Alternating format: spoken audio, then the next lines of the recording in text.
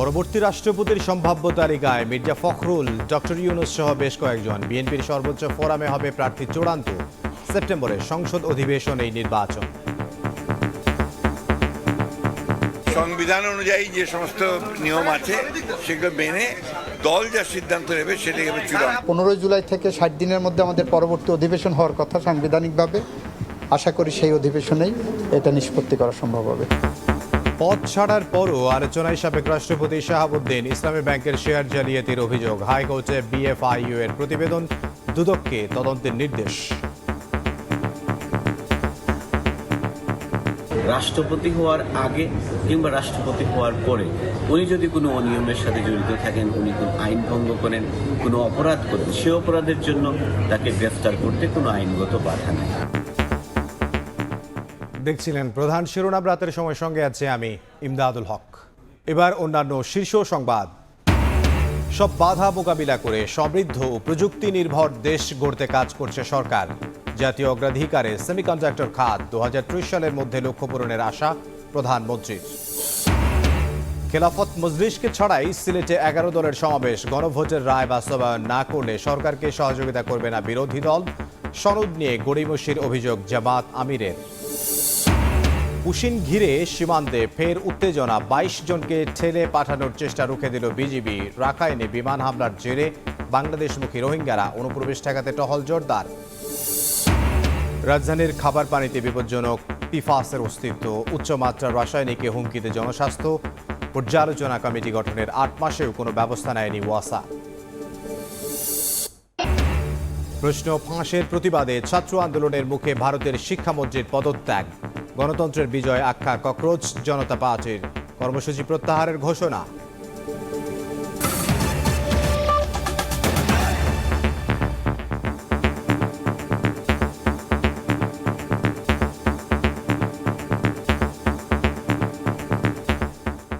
বিএনপির স্থায়ী কমিটির বৈঠকে পরবর্তী রাষ্ট্রপতির নাম নির্ধারিত হবে বলে জানিয়েছেন দলটির মহাসচিব মির্জা ফখরুল ইসলাম আলমগীর।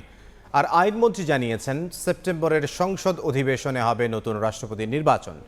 বিশেষ অধিবেশন ডেকে রাষ্ট্রপতি নির্বাচন করার মতো পরিস্থিতি হয়নি।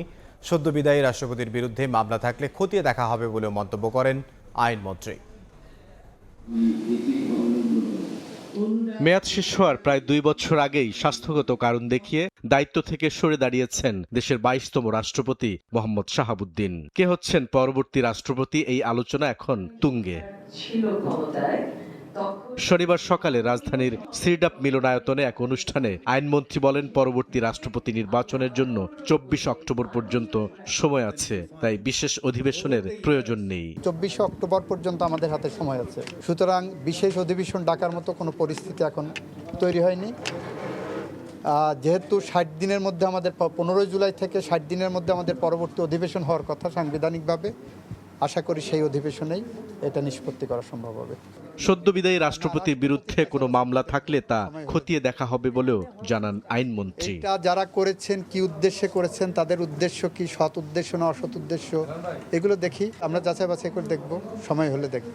এদিকে পরবর্তী রাষ্ট্রপতি বিএনপির কেউ হবেন কিনা সে সিদ্ধান্ত দলের সর্বোচ্চ পর্যায় থেকেই নেওয়া হবে বলে জানিয়েছেন দলটির সিনিয়র যুগ্ম মহাসচিব অ্যাডভোকেট রুহুল কবির রিজভী। রাষ্ট্রপতি হবেন এটা তো পার্টির ঊর্ধ্বতন যে ফোরাম, সে ফোরামের সিদ্ধান্ত, সেটা তো আমি এখনো জানতে পারিনি।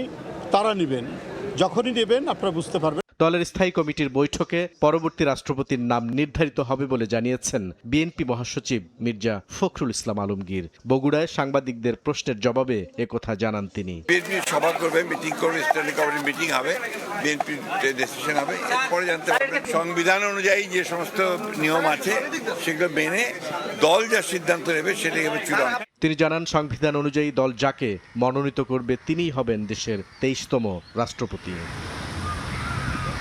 বুলবুল রেজা, সময় সংবাদ, ঢাকা। সংবিধান বা রাষ্ট্রের প্রশ্নে রাজনৈতিক বা অরাজনৈতিক নয়, রাষ্ট্রপতি নির্বাচনে মনোযোগ দিতে হবে সর্বমহলে গ্রহণযোগ্যতার দিকে। অতীতের অভিজ্ঞতা স্মরণে রেখে জনসম্পৃক্ত ইস্যু উত্থাপন এবং নীতি নিয়ে আলোচনায় সক্ষম হতে হবে রাষ্ট্রপতিকে। এছাড়া রাজনৈতিক স্থিতিশীলতা বজায় রাখতে বিদ্যমান দলগুলোর সঙ্গে যোগাযোগ রক্ষায় পারদর্শী হতে হবে ভবিষ্যৎ রাষ্ট্রের অভিভাবককে। রাজনৈতিক বিশ্লেষক ও রাষ্ট্রবিজ্ঞানীদের ভাবনার বিস্তারিত মুরসালিন হক জুনায়েদের রিপোর্টে। রাষ্ট্রপতি দেশের প্রধান ব্যক্তি, সার্বভৌম রাষ্ট্রের অভিভাবক। বাংলাদেশের রাজনৈতিক প্রেক্ষাপটে এই পদ অস্বস্তি এবং বিতর্কেরও। নানা বিতর্কিত ভূমিকার পর শুক্রবার রাষ্ট্রপতির পদ ত্যাগ করেন মোহাম্মদ শাহাবুদ্দিন। শারীরিক অসুস্থতার কারণ দেখিয়ে তার সরে যাওয়ায় ভারপ্রাপ্ত রাষ্ট্রপতি হিসেবে দায়িত্ব পান স্পিকার হাফিজউদ্দিন আহমদ। তবে ৯০ দিনের মধ্যে রাষ্ট্রপতি নির্বাচনের বাধ্যবাধকতায় এখন প্রশ্ন, রাজনৈতিক নাকি অরাজনৈতিক কাউকে বেছে নিবে ক্ষমতাসীন বিএনপি। ফলে এমন একজন ব্যক্তিকে রাষ্ট্রপতি করার ফলে রাষ্ট্রবিজ্ঞানী ও রাজনৈতিক বিশ্লেষকরা বলছেন ২৪ পরবর্তী রাজনৈতিক পরিস্থিতি বিবেচনায় জনগণের পাশাপাশি সব রাজনৈতিক দলের কাছে গ্রহণযোগ্য ব্যক্তিকে রাষ্ট্রপতি নির্বাচনের কোনো বিকল্প নেই। দেশ কিন্তু একটি ভিন্ন প্রেক্ষাপটে এখন অবস্থান করছে। আমরা জুলাই পরবর্তী সময়ে যেই ধরনের রাষ্ট্রীয় কাঠামো, যেই ধরনের শাসন ব্যবস্থা আমরা প্রত্যাশা করি, এখানে সর্বোচ্চ গ্রহণযোগ্য একজন ব্যক্তি যদি রাষ্ট্রপতি নির্বাচিত হন, তাহলে দেখা যাবে যে এটি বিরোধী দল এবং সরকারি দল সকল জায়গা থেকেই একটি সাপোর্ট পাবে এবং জনগণের একটি আস্থা তৈরি হবে রাষ্ট্রপতির উপর। পলিসিগুলো হচ্ছে গিয়ে ঠিকঠাক মতো নিয়ে কথা বলতে পারবেন, একটা গাইডলাইনও দরকার হলে সেট করতে পারবেন। কোনো বিল নিয়ে যদি ওনার কোনো আপত্তি থাকে সেটা হচ্ছে গিয়ে উনি জানাতে সচেষ্ট হবেন। রাজনৈতিক দলগুলোর মধ্যে সুসম্পর্ক বজায় রাখার ক্ষেত্রে একটা অনুঘটক হিসেবে উনি কাজ করবেন। বিশ্লেষকরা বলছেন রাজনৈতিক বা অরাজনৈতিক বিবেচনায় অতীত অভিজ্ঞতার প্রেক্ষিতে নিজ মতাদর্শের কাউকেই রাষ্ট্রপতি হিসেবে বেছে নিবে বিএনপি। পাশাপাশি জুলাই সনদে রাষ্ট্রপতি ও প্রধানমন্ত্রীর ক্ষমতায় ভারসাম্য রাখার বিষয়টিকেও নজরে রাখবে ক্ষমতাসীনরা। একদিকে বিএনপি এমন কাউকে রাষ্ট্রপতি পদে দিতে চাবে না যিনি হচ্ছে গিয়ে একদম কমপ্লিটলি নির্দলীয় বা নন পার্টিজান হবেন। যদি তারা জুলাই চার্টারে, আমি যেটা বললাম যে রাষ্ট্রপতিকে কিছু অ্যাডিশনাল ক্ষমতা দেওয়া আছে, সেই ক্ষমতাগুলোর কথা যদি তারা হচ্ছে গিয়ে বিবেচনায় নেন এবং যেগুলোর ব্যাপারে বিএনপির নোট অফ ডিসেন্ট নেই। সংবিধান সংস্কার বা সংশোধন যেটি হোক, রাষ্ট্রপতি এবং প্রধানমন্ত্রীর মধ্যে এক ধরনের ক্ষমতার ভারসাম্যের কথা বলা হয়েছে।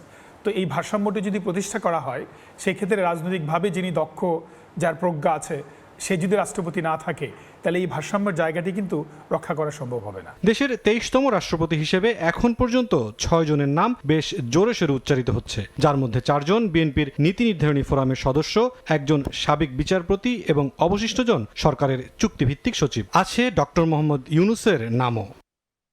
মুরসালিন হক জুনায়েদ, সময় সংবাদ, ঢাকা। এ নিয়ে বিস্তারিত জানাতে স্টুডিওতে আছেন সহকর্মী আব্দুল্লাহ শাফি। আব্দুল্লাহ শাফি, আপনাকে স্বাগত জানাচ্ছি।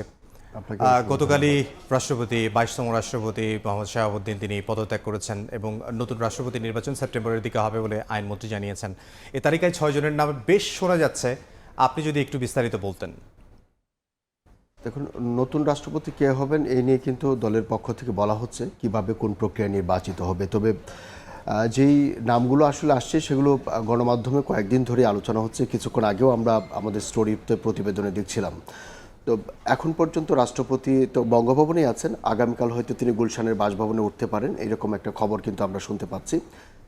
এবং তারপরে হয়তো বাকি প্রক্রিয়াগুলো এগোবে। তো যে বিষয়টি হচ্ছে যে প্রথমত যে এখন যেহেতু রাষ্ট্রপতি নেই, পদ শূন্য, সেই ক্ষেত্রে ভারপ্রাপ্ত রাষ্ট্রপতি হিসেবে একজন থাকবেন। সেই ক্ষেত্রে ধরুন যে হচ্ছে নতুন রাষ্ট্রপতি হিসেবে যিনি আসবেন তার ক্রাইটেরিয়া কি হতে পারে সম্ভাব্য?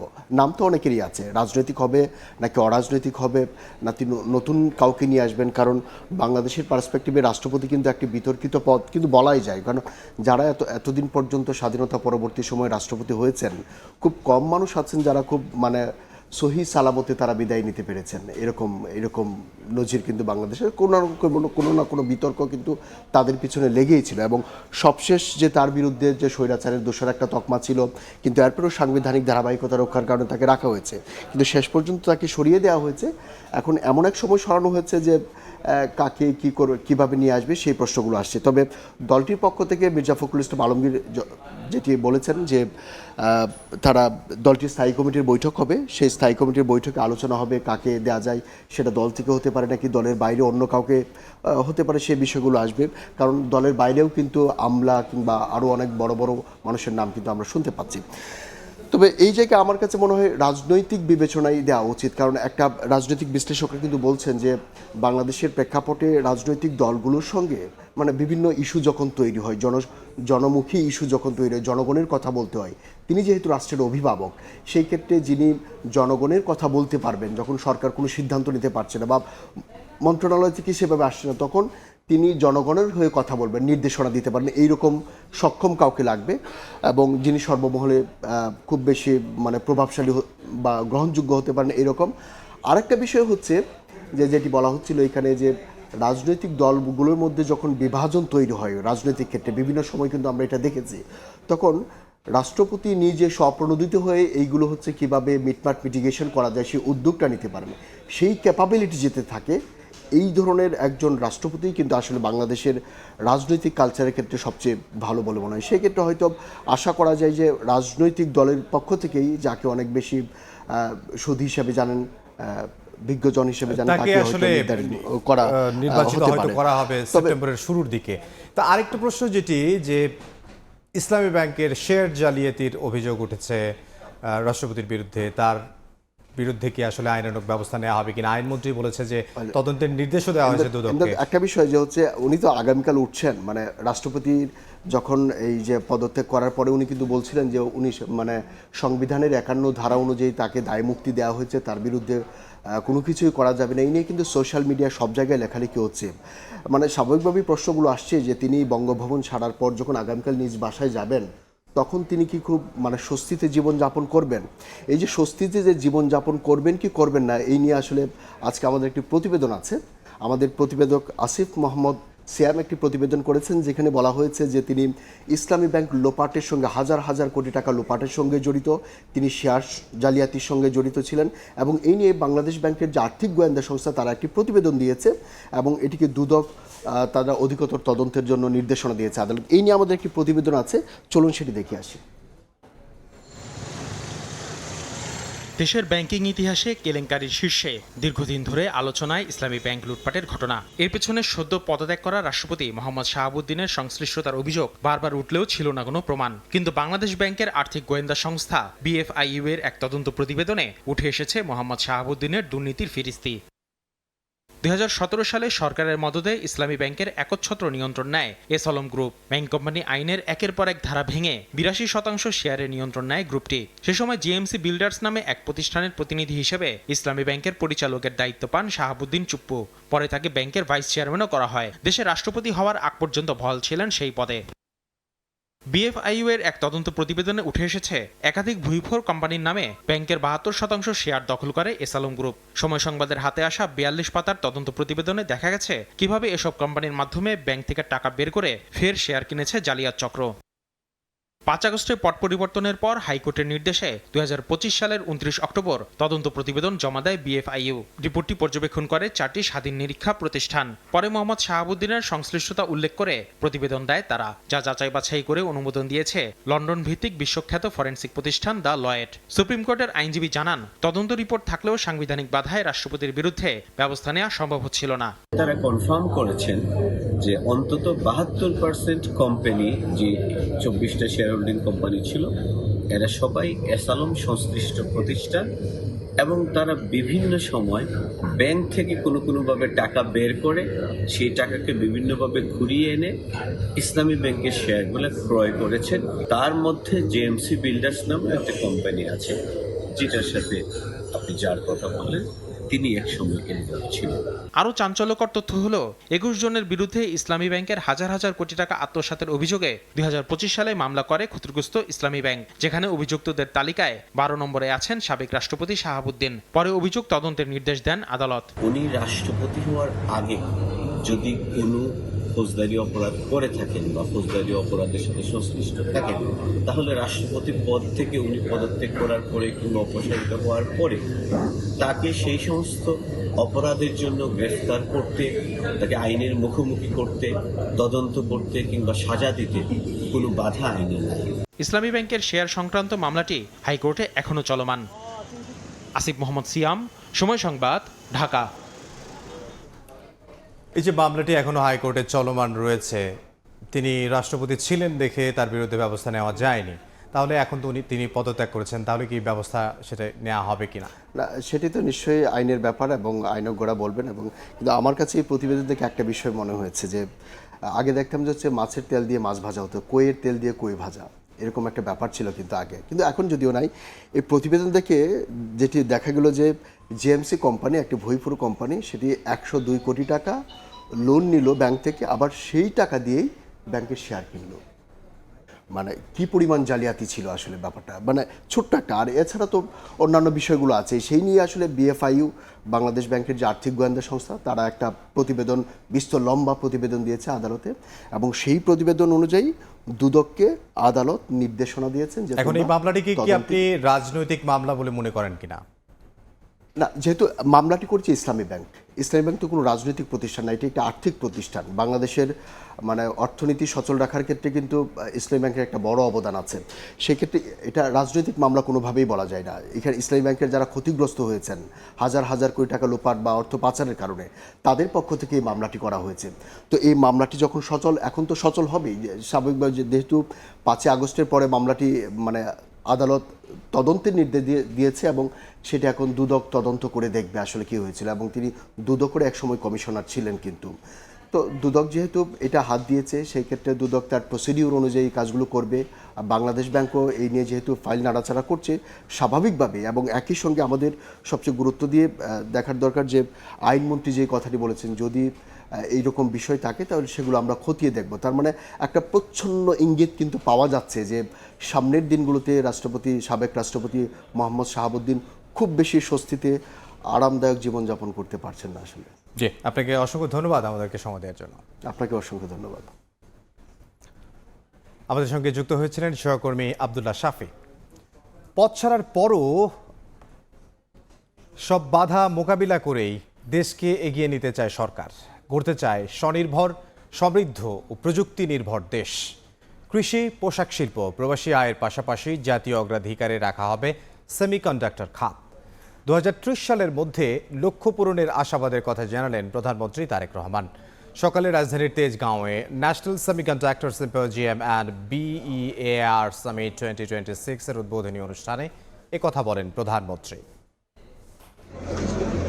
বৈশ্বিক প্রযুক্তি খাতে প্রবাসী বাংলাদেশিদের সম্পৃক্ততা, সেমিকন্ডাক্টর শিল্পের উন্নয়ন এবং উন্নত উৎপাদন ব্যবস্থাকে সামনে রেখে রাজধানীর তেজগাঁওয়ের নব থিয়েটারে শুরু হলো দুদিনব্যাপী ন্যাশনাল সেমিকন্ডাক্টর সিম্পোজিয়াম এবং biotechnology, electronics, AI and robotics summit 2026। বিজ্ঞান ও প্রযুক্তি মন্ত্রণালয়, বাংলাদেশ সেমিকন্ডাক্টর ইন্ডাস্ট্রি অ্যাসোসিয়েশন ও সিলিকন রিভার আয়োজিত এই সম্মেলন শনিবার সকালে উদ্বোধন করেন প্রধানমন্ত্রী তারেক রহমান। এই সম্মেলনকে আমি প্রধান অতিথির বক্তব্যে সরকার প্রধান বলেন, ভবিষ্যৎ প্রজন্মের সামনে একটি মেধাভিত্তিক বাংলাদেশের সম্ভাবনার বার্তা পৌঁছে দিতে চায় তার সরকার। এ সময় সেমিকন্ডাক্টর খাতের অপার সম্ভাবনার কথাও তুলে ধরেন তারেক রহমান। বর্তমান সরকার এমন একটা বাংলাদেশ গড়তে চায় যে বাংলাদেশটি হবে স্বনির্ভর, সমৃদ্ধ এবং প্রযুক্তি নির্ভর। এই সম্মেলনের মাধ্যমে আমরা বর্তমান এবং ভবিষ্যৎ প্রজন্মের সামনে আমাদের সর্বোচ্চ যে চেষ্টা, সেটা হচ্ছে একটা মেধা ভিত্তিক বাংলাদেশের সম্ভাবনার বার্তাটা পৌঁছে দেওয়া। প্রধানমন্ত্রী বলেন, সেমিকন্ডাক্টর শিল্প এটি আধুনিক সভ্যতার ভিত্তি। এই বাজারে নিজেদের অবস্থান সুদৃঢ় করতে বাংলাদেশের সামনে যে অপার সুযোগ ও সম্ভাবনা আছে তা কাজে লাগাতে সরকারের নানা পদক্ষেপের কথা তুলে ধরেন তারেক রহমান। মোবাইল ফোন থেকে শুরু করে আধুনিক কলকারখানা কিংবা মহাকাশ স্যাটেলাইট, প্রত্যেকটা ক্ষেত্রে সেমিকন্ডাক্টর অপরিহার্য। সুতরাং এই মার্কেটে প্রবেশ করার জন্য বাংলাদেশের সামনে একটা অপার সম্ভাবনা এবং সুযোগ বিদ্যমান। আমি দৃঢ়ভাবে আশা করি 2030 সালের মধ্যে সেমিকন্ডাক্টর শিল্প থেকে রফতানি আয়ের যে লক্ষ্যমাত্রা নির্ধারণ করা হয়েছে, ইনশাল্লাহ বাংলাদেশ সেটা পূরণ করতে সক্ষম হবে। বর্তমান সরকার সব বাধা মোকাবেলা করেই দেশকে এগিয়ে নিতে চায় জানিয়ে প্রধানমন্ত্রী বলেন, নানা চ্যালেঞ্জের মধ্যেও দেশকে এগিয়ে নিতে যারা কাজ করবে তাদের পাশে থাকবে বর্তমান সরকার। আমাদের সামনে নিঃসন্দেহে বহুমাত্রিক চ্যালেঞ্জ আছে, তবে সকল সীমাবদ্ধতাকে অতিক্রম করে এগিয়ে যাওয়ার অদম্য ইচ্ছায় কিন্তু আমাদের রয়েছে। বর্তমান সরকার ইতিমধ্যে সেমিকন্ডাক্টর শিল্পের জন্য ব্যবসা বান্ধব পরিবেশ তৈরিতে সর্বাত্মক পরিকল্পনার বাস্তবায়নের কাজ শুরু করেছে। পরে সম্মেলন স্থলে দেশি বিদেশি উদ্যোক্তাদের তৈরি প্রযুক্তি নির্ভর বিভিন্ন স্টল পরিদর্শন করেন প্রধানমন্ত্রী তারেক রহমান। আহমেদ সালেহীন, সময় সংবাদ, ঢাকা। খেলাফত মজলিসকে ছাড়াই সিলেটে শেষ হলো জুলাই সনদ বাস্তবায়নে 11 দলীয় ঐক্যের বিভাগীয় সমাবেশ। গণভোটের রায় বাস্তবায়ন না করলে সরকারকে বিরোধী দল সহযোগিতা করবে না বলে হুঁশিয়ারি দেন এনসিপির আহ্বায়ক নাহিদ ইসলাম। আর যে কোনো মূল্যে গণভোটের রায় বাস্তবায়ন করা হবে বলে হুঁশিয়ারি দেন জামাত আমির ডক্টর শফিকুর রহমান। জুলাই সনদ বাস্তবায়নের দাবিতে গত মে মাসে শুরু হওয়া 11 দলের ধারাবাহিক বিভাগীয় সমাবেশ শনিবার শেষ হলো সিলেটে।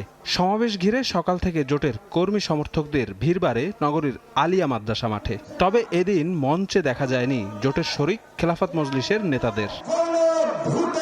বক্তব্যে জোটের নেতারা অভিযোগ করেন, গণভোট ও জুলাই সনদ নিয়ে জনগণের সঙ্গে প্রতারণা করেছে বিএনপি। জনগণের রায়কে তারা ক্ষমতায় এসেই অবজ্ঞা করা শুরু করেছে।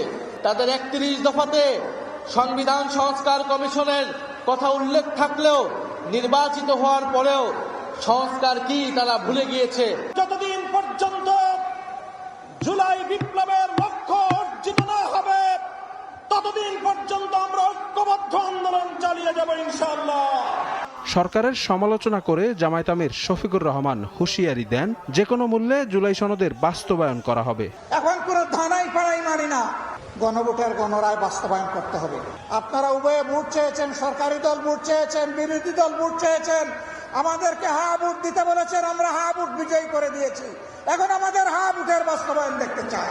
তবে সিলেটের সমাবেশ থেকে পরবর্তী কর্মসূচির কোনো ঘোষণা দেয়া হয়নি। এর মধ্যেই শনিবার বিজ্ঞপ্তি দিয়ে 11 দলীয় ঐক্যজোটের সকল কর্মসূচি থেকে নিজেদের বিরত রাখার ঘোষণা দিয়েছে খেলাফত মজলিস। এরপর থেকে রাজনৈতিক অঙ্গনে গুঞ্জন চলছে, তবে কি ভাঙনের মুখে পড়ছে 11 দলীয় জোট? শফিক মুন্সি, সময় সংবাদ, ঢাকা। এবার জুলাইয়ের দিনলিপি।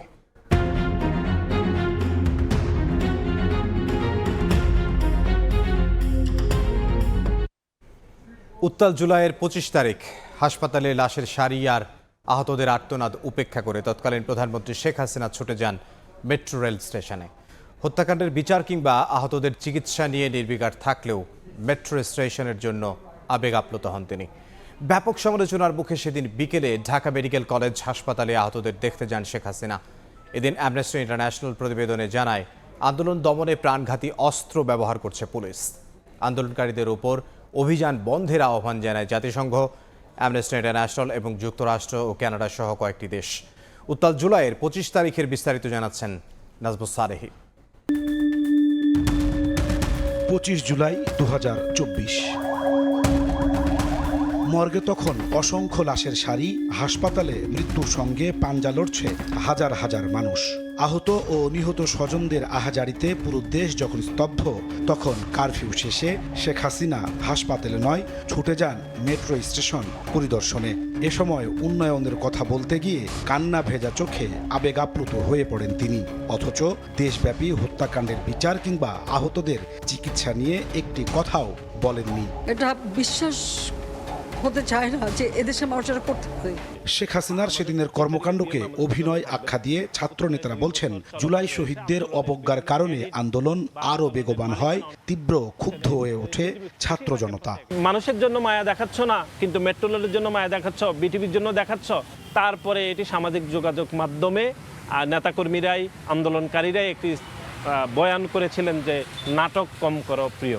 এটা যে শেখ হাসিনার অভিনয় ছিল, এটা মানুষ খুব ভালোভাবে বুঝতে পারছে, বরং তার এই অভিনয়গুলো আন্দোলনে আরো নতুন মাত্রা যুক্ত করছে।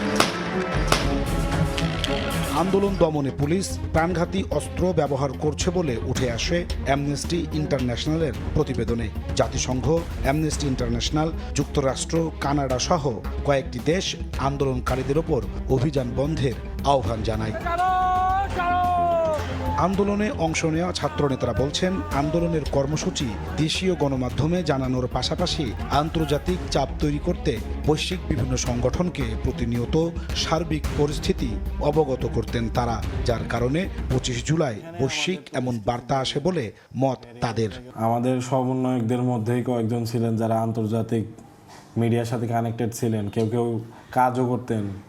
তো আন্তর্জাতিক যারা সংস্থার সাথে কাজ করতেন তাদের কয়েকজনকে দায়িত্ব দেওয়া হয়েছিল সমন্বয়কদের মধ্যে, যে সার্বক্ষণিক তাদেরকে তথ্য পৌঁছানোর জন্য। বাংলাদেশ সীমান্তবর্তী এলাকাগুলোতে কিন্তু ভারতের নেটওয়ার্ক কাজ করে। আমরা আমাদের একটা টিমকে সেখানে পাঠিয়েছিলাম, ওই নেটওয়ার্ক ব্যবহার করে এই ফুটেজগুলো তখন বিদেশের ভাইদেরকে সরবরাহ করা হয়েছিল। পরের 2 দিন শুক্র ও শনিবার 9 ঘন্টা কারফিউ শিথিল থাকার ঘোষণা আসে। 24 জুলাই সংঘর্ষে আহত হয়ে চিকিৎসাধীন আরও 3 জনের মৃত্যু হয় 25 জুলাই। সব মিলিয়ে মৃতের সংখ্যা দাঁড়ায় 2 শতাধিক। 25 জুলাই তৎকালীন প্রধানমন্ত্রী শেখ হাসিনা যখন মেট্রো স্টেশনে এসে আবেগাপ্লুত হয়ে পড়েন, তখন ঢাকার হাসপাতালগুলোতে দীর্ঘ লাশের সারি আর আহতদের আর্তনাদ। ফলে বিক্ষুব্ধ ছাত্র জনতা ঘৃণা ভরে ঢাকার দেয়ালগুলোতে লিখে দেন নাটক কম করো প্রিয়। নাজমুস সালেহী, সময় সংবাদ, ঢাকা। শাপলা চত্বর হত্যা যজ্ঞের মামলায় সোমবার প্রতিবেদন দাখিলের মধ্য দিয়ে বিচার কার্যক্রম শুরু হবে বলে জানিয়েছেন চিফ প্রসিকিউটর আমিনুল ইসলাম। সকালে রাজধানীর সিরডাপ মিলনায়তনে মানবাধিকার লঙ্ঘন ও ভুক্তভোগীদের ন্যায় বিচারে প্রবেশাধিকার বিষয়ক পরামর্শ সভায় একথা জানান তিনি। বলেন, শাপলা চত্বর হত্যা যজ্ঞের ঘটনায় মানবাধিকার সংস্থা অধিকার নিহত 61 জনের যে তালিকা দিয়েছিল তার মধ্যে 58 জনের নাম পরিচয় পাওয়া গেছে। রিপোর্ট প্রস্তুত করা হয়েছে, রিপোর্ট আমার কাছে সাবমিট করেছে। আগামী সোমবার দিন আমি বাদী হয়ে ফর্মাল চার্জ ইনশাল্লাহ আমি দাখিল করব এবং আগামী সোমবার থেকে এটা ফর্মাল বিচার কার্য শুরু হবে। সেই কারণে আমি অত্যন্ত আনন্দের সাথে অধিকারকে আমি তার সম্পূর্ণ কৃতিত্ব আমি সে অধিকারকে দিতে চাই। অধিকারের কাছে আমরা কৃতজ্ঞতা প্রকাশ করছি। অধিকারের মতো এরকম মানবাধিকার সংগঠন আরও আমাদেরকে বাংলাদেশে সাধারণ মানুষের তাদের অধিকার প্রতিষ্ঠার ক্ষেত্রে তারা আরো বেশি কাজ করবেন। রাতের সময় আরো থাকছে ঘন ঘন রূপ বদলে ভয়ঙ্কর ডেঙ্গি, উপসর্গেও পরিবর্তন, জটিল পর্যায়ে কিডনি বিকলের ঝুঁকি, জ্বর হলে দ্রুত চিকিৎসকের পরামর্শ নেওয়ার তাগিদ। হামের ঝরল আরও 6 শিশুর। দেশের বাইরের খবর, প্রশ্নপত্র ফাঁস ইস্যুতে প্রায় 2 মাস ধরে চলা নজিরবিহীন ছাত্র আন্দোলনের মুখে পদত্যাগ করেছেন ভারতের কেন্দ্রীয় শিক্ষামন্ত্রী ধর্মেন্দ্র প্রধান। একে গণতন্ত্রের বিজয় আখ্যা দিয়েছে ককরোচ জনতা পার্টি। সরকার দাবি মেনে নেয় প্রতিবাদ কর্মসূচি প্রত্যাহার করেছে সংগঠনটি। এদিকে বিজেপির জ্যেষ্ঠ নেতা প্রহ্লাদ যোশীকে নতুন শিক্ষামন্ত্রী হিসেবে নিয়োগ দিয়েছে মোদী সরকার। দিল্লির যন্তর মন্তরে শিক্ষামন্ত্রী ধর্মেন্দ্র প্রধানের পদত্যাগের খবর পৌঁছানোর পর উচ্ছ্বাসে ফেটে পড়েন ককরোচ জনতা পার্টির সদস্যরা। উল্লাস ছড়িয়ে পড়ে মুম্বাই, হায়দ্রাবাদ, বেঙ্গালুরু, কলকাতা সহ ভারতের বিভিন্ন শহরে। সিজেপির প্রতিষ্ঠাতা অভিজিৎ দীপকে একে সাধারণ শিক্ষার্থী ও গণতন্ত্রের ঐতিহাসিক জয় বলে অভিহিত করেছেন।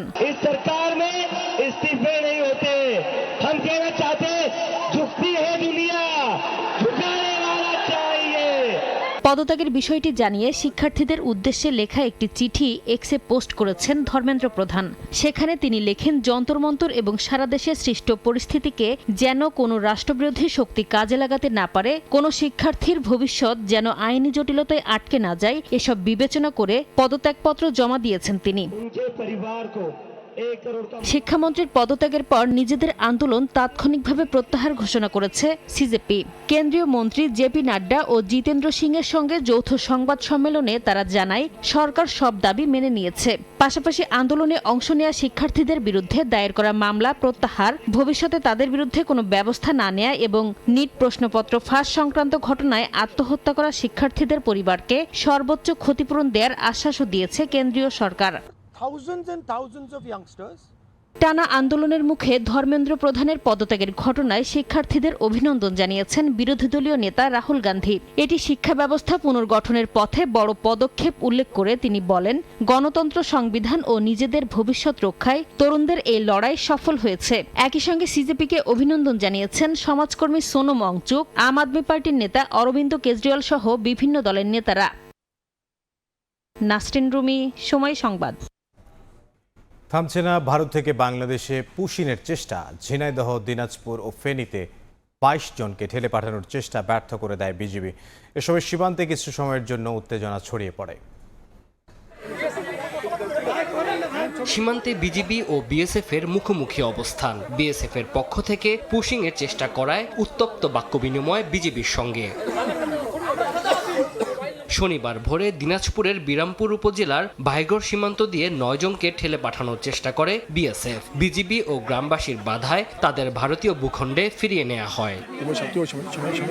সকাল 6টার দিকে সীমান্তের ওপারে বিএসএফ এর উপস্থিতি বাড়তে থাকে। বিজিবির সঙ্গে লাঠিসোঁটা নিয়ে সীমান্তে অবস্থান নেয় গ্রামবাসীরা। সীমান্ত এলাকায় কিছু সময়ের জন্য সৃষ্টি হয় উত্তেজনা। রক্ত থাকতে আমরা ওনাদের ঢুকতে দেব না। গ্রামবাসীরা সবাই মিলে আমরা একত্রিত হয়ে যাই, তারপর পুশিন ঠেকে দিই, জীবন দিয়ে রক্ষা করবো, এদেরকে আসতে দিব না আমরা। উত্তেজনা যখন বেশি হয়ে যায় তখন আমাদের বাংলাদেশের যে বর্ডার গার্ড বিজিপি আছে ওনারা তখন এখানে আসে পরিস্থিতিকে অনেক শান্ত করে। এদিকে ঝিনাইদহের মহেশপুর সীমান্তে 6 জনকে পুশিনের চেষ্টা রুখে দিয়েছে বিজিবি। বর্তমানে ওই 6 জন সীমান্তের শূন্যরেখা থেকে 30 গজ ভেতরে ভারতে অবস্থান করছে। এদিকে ফেনীর শ্রীপুর সীমান্তে 7 জনের পুশিন প্রতিহত করেছে বিজিবি। বিজিবি জানায় নিয়মিত টহলের সময় সীমান্তের শূন্যরেখায় তাদের শনাক্ত করা হয়। তানজিল হাসনাত, সময় সংবাদ। মিয়ানমারের রাখাইনে নতুন করে সংঘাত, সীমান্তে বাড়ছে উদ্বেগ। বিমান হামলা ও যুদ্ধ পরিস্থিতিতে সীমান্তমুখী রোহিঙ্গারা অনুপ্রবেশ ঠেকাতে সর্বোচ্চ সতর্ক অবস্থানে রয়েছে বিজিবি ও কোস্টগার্ড। মোহাম্মদ ফরাজের ক্যামেরায় বিস্তারিত জানাচ্ছেন সুজাউদ্দিন রুবেল। মিয়ানমারের রাখাইন রাজ্যে অস্থিরতা যেন কাটছেই না। সেখানে নতুন করে বিমান হামলা ও সংঘাতে তীব্রতা বেড়েছে। এর প্রভাব পড়ছে সীমান্তবর্তী এলাকাগুলোতে। নিরাপদ আশ্রয়ের আশায় আবারও বাংলাদেশমুখী হওয়ার চেষ্টা করছে রোহিঙ্গারা। সচেতন মহলের দাবি, সীমান্তে কার্যকর নিরাপত্তা নিশ্চিত করা না গেলে অনুপ্রবেশ ঠেকানো সম্ভব হবে না। কাঁটাতারের বেড়া নির্মাণ এবং কঠোর নিরাপত্তা ব্যবস্থায় হতে পারে এর কার্যকর সমাধান। অনুপ্রবেশ ঠেকানোর একমাত্র উপায় সেটা হচ্ছে যে কি কাঁটাতারের বেড়া এবং সীমান্তে কঠোর নিরাপত্তা অবলম্বন করা, যেটা এখন হচ্ছে না। বাংলাদেশে আশ্রয় নেওয়া 12 লাখের বেশি রোহিঙ্গার চাপের মধ্যে নতুন করে কাউকে আশ্রয় দেওয়ার সক্ষমতা নেই, জানিয়েছে শরণার্থী ত্রাণ ও প্রত্যাবাসন কমিশন। এখন যুদ্ধ পরিস্থিতিতে বাকি রোহিঙ্গারও সীমানার দিকে আসতেছে আমরা শুনতে পাচ্ছি, বাট নিশ্চয়ই আমাদের বিজিবি দায়িত্ব পালন করবে। রাখাইনের সংঘাত বাড়ায় সীমান্তে নজরদারি জোরদার করেছে বিজিবি। টেকনাফের নাপ নদী থেকে শুরু করে বান্দরবনের নাইখংছড়ি ও কক্সবাজারের উখিয়ার সীমান্তে মোতায়েন করা হয়েছে আগের যে কোনো সময়ের তুলনায় বেশি সদস্য। পাশাপাশি আধুনিক জলযান, ড্রোন প্রযুক্তি ও নিয়মিত টহলের মাধ্যমে সীমান্তে কড়া নজরদারি চালাচ্ছে কোস্টগার্ড। রোহিঙ্গা হোক বা মায়ানমারের নাগরিক হোক, বাংলাদেশে আসার সাথে সাথে আমরা চেষ্টা করছি ধরার। সব রকম পন্থা অবলম্বন করে আমরা আমাদের সজাগ দৃষ্টি এই সীমান্ত এলাকায় রেখেছি এবং সীমান্ত এলাকায় উদ্ভূত যে কোনো পরিস্থিতি মোকাবেলায় আমরা সচেষ্ট রয়েছি। রাখাইনের পরিস্থিতি কোন দিকে যায় তার উপর নির্ভর করছে সীমান্তের আগামী দিনের চিত্র। তবে নতুন করে রোহিঙ্গা দল ঠেকাতে সর্বোচ্চ সতর্ক থাকার কথা জানিয়েছে আইন শৃঙ্খলা রক্ষাকারী বাহিনী। সুজাউদ্দিন রুবেল, সময় সংবাদ, কক্সবাজার। রাতের সময় আরও থাকছে। অস্ট্রেলিয়া সফরের আগে চোট জর্জর বাংলাদেশ ক্রিকেট দল ছিটকে গেলেন নাহিদ রানা। ডারউইনে প্রথম টেস্টে পাওয়া যাবে না লিটনকে, শরীফুলকে নিয়েও অনিশ্চয়তা। এবার বাণিজ্যের সংবাদ।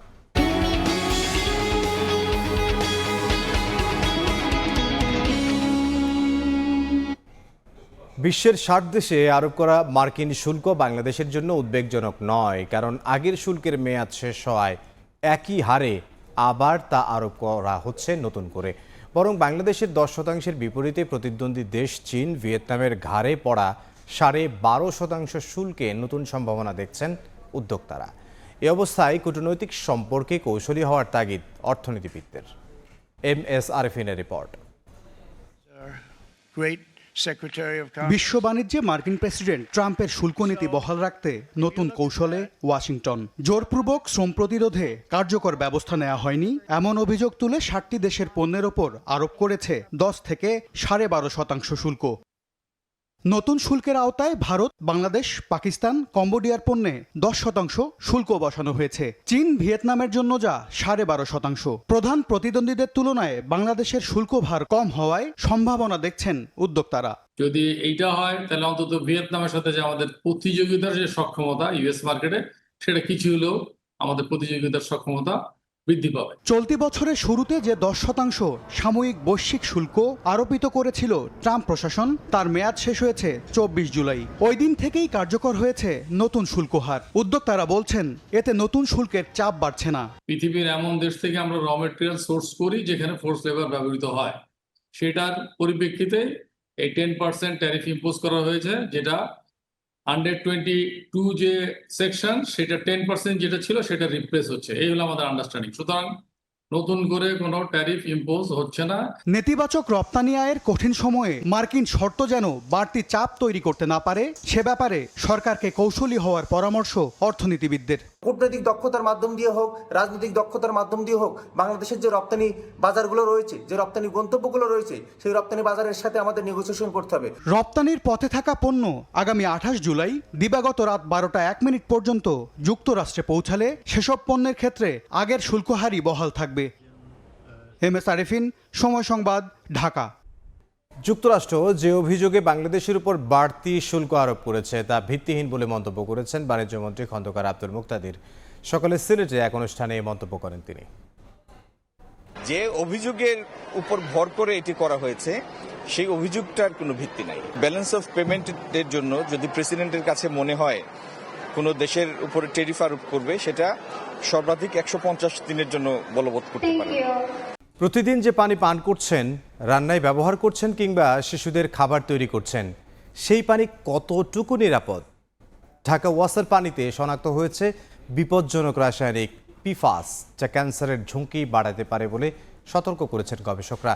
2024 ও 2025 সালে আলাদা দুটি গবেষণাতেই পিফাস ধরা পড়লে কমিটি গঠন করে ওয়াসা, কিন্তু 8 মাসেও নেয়নি কোনো ব্যবস্থা। আব্দুল লতিফের ছবিতে আবু সাইদ নিশানের বিশেষ প্রতিবেদন।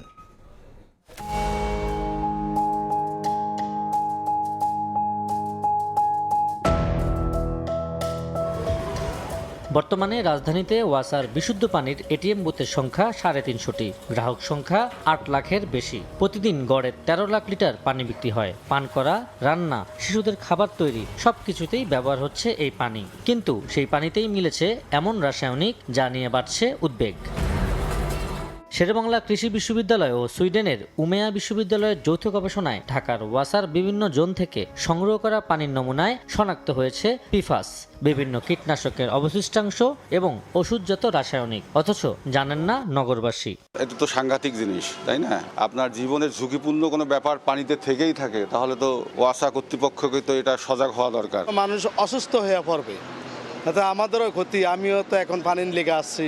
আবারও পরীক্ষা নিরীক্ষা করুক, গবেষণা করুক, যদি সত্যি পাওয়া যায় তাহলে সেটা থেকে জনগণ যাতে মুক্তি পায়। পিফাসকে বলা হয় ফরএভার কেমিক্যাল, কারণ এই রাসায়নিক সহজে ভাঙে না, দীর্ঘদিন পরিবেশে টিকে থাকে এবং মানবদেহ জমা হতে পারে।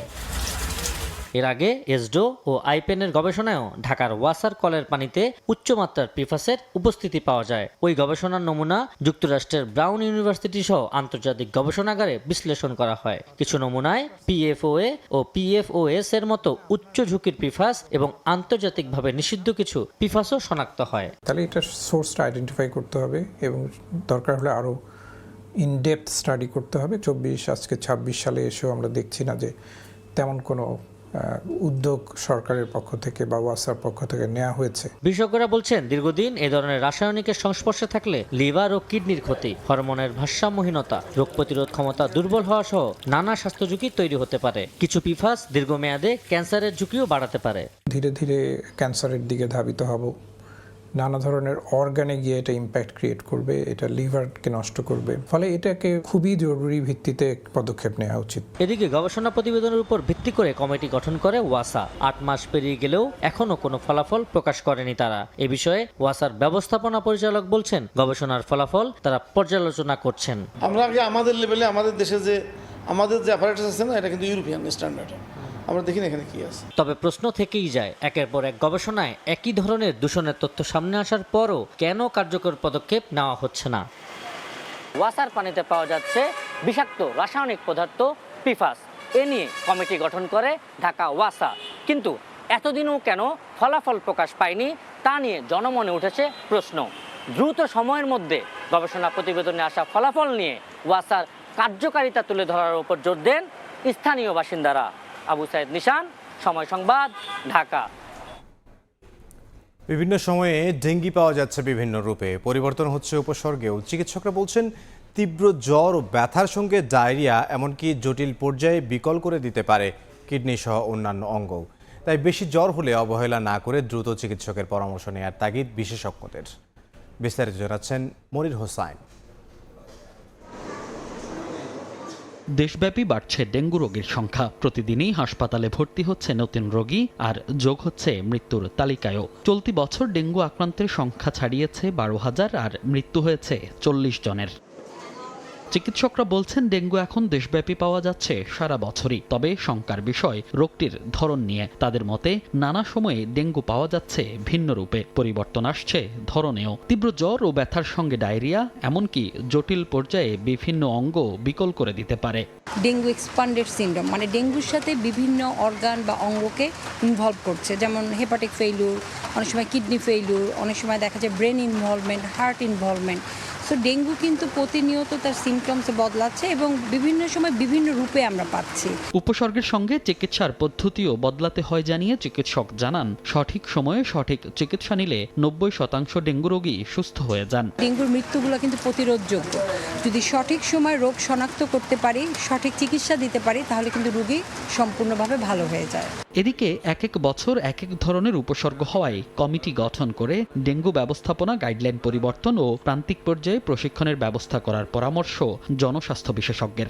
এই নির্দেশিকাটা আমাদের একটু দেখে একটু জাস্ট রিভিউ করা দরকার, যে সামান্য কোনো কিছু পরিবর্তন দরকার আছে কিনা। সারা দেশের চিকিৎসক নার্সদের এর উপরে প্রশিক্ষণ দেওয়া দরকার। এই দুইভাবে এগুলে ডেঙ্গু কমাতে পারবো অথবা অন্তত মৃত্যু কমাতে পারবো। যদিও ডেঙ্গু প্রতিরোধে সমন্বিত প্রচেষ্টায় জোর দিতে বলছেন বিশেষজ্ঞরা। বলছেন কোনো এক পক্ষের একার এ সংকট মোকাবেলা সম্ভব নয়।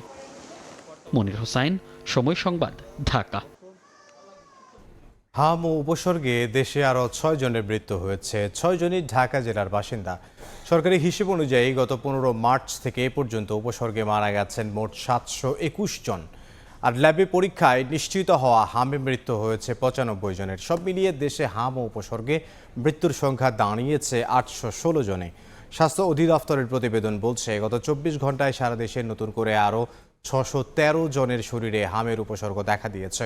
এ নিয়ে 15 মার্চ থেকে এখন পর্যন্ত দেশে হামের উপসর্গে আক্রান্ত রোগীর সংখ্যা বেড়ে দাঁড়িয়েছে 1,22,763 জনে। মধ্যপ্রাচ্য জুড়ে ছড়িয়ে পড়ছে সংঘাত। ইয়েমেনের হুদেইদা বন্দরে ব্যাপক হামলা চালিয়েছে সৌদি আরব। জবাবে শনিবার সৌদির দক্ষিণাঞ্চলে আঘাত হানার দাবি করেছে হাউথিরা। এদিকে হরমুজ প্রণালীতে তেলবাহী জাহাজে গুলি চালিয়েছে যুক্তরাষ্ট্র। পরে জাহাজটি থেকে 28 ভারতীয় নাগরিককে উদ্ধার করা হয়। ইরানের বিরুদ্ধে বড় ধরনের হামলার প্রস্তুতি থাকলেও এ বিষয়ে এখনও সিদ্ধান্ত নেননি মার্কিন প্রেসিডেন্ট। হুমকির কাছে নতি স্বীকার করবেন না বলে সাফ জানিয়েছে তেহরান। গুঞ্জনই সত্যি হলো শেষ পর্যন্ত। ইনজুরির কারণে অস্ট্রেলিয়ার বিপক্ষে টেস্ট সিরিজ থেকে ছিটকে গেলেন টাইগার পেসার নাহিদ রানা।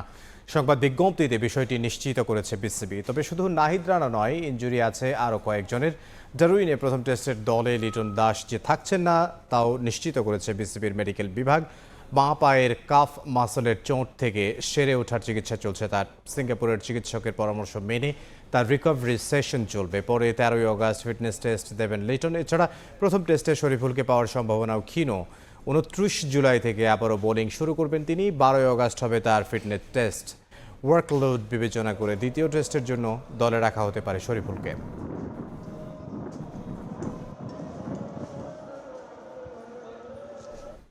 এ পর্যায়ে শীর্ষ সংবাদগুলো জানিয়ে দিচ্ছে আরও একবার। পদ ছাড়ার পরও আলোচনায় সাবেক রাষ্ট্রপতি শাহাবুদ্দিন। ইসলামী ব্যাংকের শেয়ার জালিয়াতির অভিযোগ। হাইকোর্টে বিএফআইইউ এর প্রতিবেদন, দুদকের তদন্তের নির্দেশ। সব বাধা মোকাবিলা করে সমৃদ্ধ ও প্রযুক্তি নির্ভর দেশ গড়তে কাজ করছে সরকার। জাতীয় অগ্রাধিকারে সেমিকন্ডাক্টর খাত 2030 সালের মধ্যে লক্ষ্য পূরণের আশা প্রধানমন্ত্রীর। এবং খেলাফত মজলিসকে ছড়াই সিলেটে 11 দলের সমাবেশ। গণভোটের রায় বাস্তবায়ন না করলে সরকারকে সহযোগিতা করবে না বিরোধী দল। সনদ নিয়ে গড়িমসির অভিযোগ জামাত আমিরের। এই ছিল রাতের সময়। এরপর দেখবেন সম্পাদকীয়। সঙ্গে থাকুন সময়।